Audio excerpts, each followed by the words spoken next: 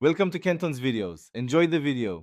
In this video, I will explain how to replace your Nissan Frontier cargo light.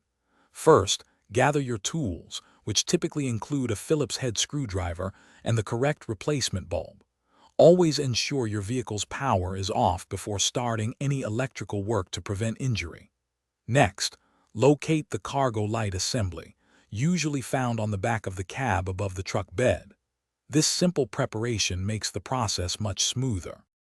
Now that you've located the assembly, it's time to access the bulb. Use your Phillips head screwdriver to carefully remove the 2 or 3 screws holding the light cover in place.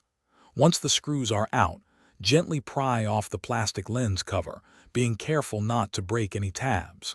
Then, simply twist the old bulb counterclockwise to release it from its socket. It should come out easily. With the old bulb removed, you can now install the new one. Take your replacement bulb and insert it into the socket, twisting it clockwise until it feels secure. Make sure the bulb is seated firmly and correctly to ensure proper electrical contact.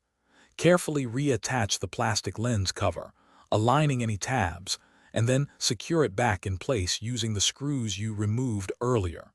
Do not over-tighten them. Finally, it's time to test your new cargo light.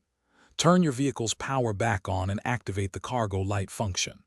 Confirm that the new bulb illuminates properly and consistently, providing clear light to your truck bed.